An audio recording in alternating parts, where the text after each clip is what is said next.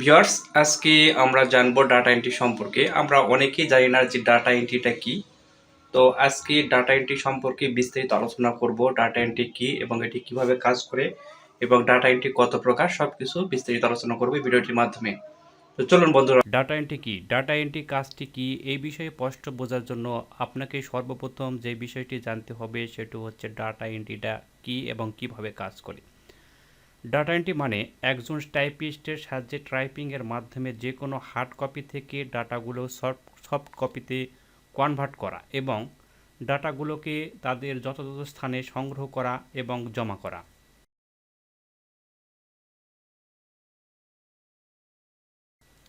মূলত ডাটাগুলোকে একটি কম্পিউটারের মাধ্যমে কিছু সফটওয়্যারের সাহায্যে যোগ বা আপলোড করা হয়। ডাটা বলতে বোঝায় যে কোনো ধরনের অবজেক্ট, ফাইল, ইনফরমেশন বা মিডিয়া ইত্যাদি হতে পারে, যেমন অডিও, ভিডিও, ডকুমেন্ট, ইমেজ, নম্বর, টেক্সট ইত্যাদি। ডাটা এন্ট্রির ক্ষেত্রে বিভিন্ন ধরনের ডাটাগুলোকে একটি ফিজিক্যাল পেপার বা ডকুমেন্টের ক্ষেত্রে দেখে কিবোর্ড দ্বারা কম্পিউটারে টাইপ করে ডিজিটাল কপিতে রূপান্তরিত করা হয়।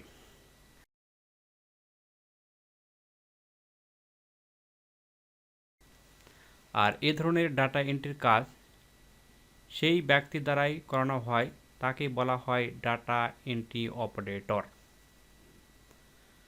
এখন কথা হচ্ছে যে ডাটা এন্ট্রি কত প্রকার।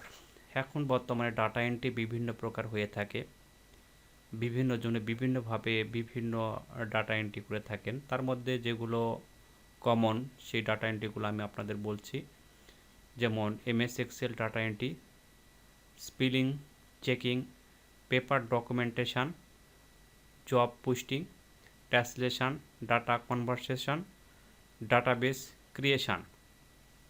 এগুলো হচ্ছে মূলত ডাটা এন্ট্রির মূল প্রকারভেদগুলো।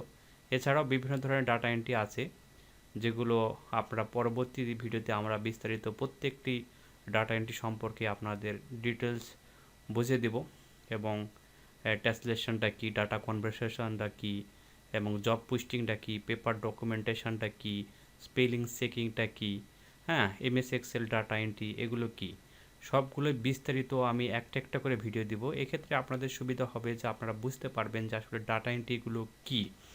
অনেকেই ডাটা এন্ট্রি বুঝতে পারেন নাই। ডাটা অর্থ হচ্ছে তথ্য, আর এন্ট্রি হচ্ছে আপনার মানে কি বলে টাইপ করা।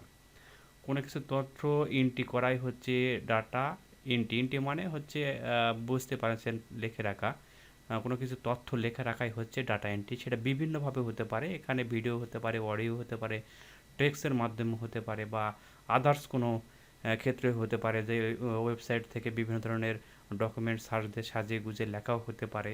সোজা কথায় আমি সবগুলো বিস্তারিত পরবর্তী ভিডিওতে আপনাদের একটা একটা করে দেখিয়ে দেবো যে আসলে কোনটা কী।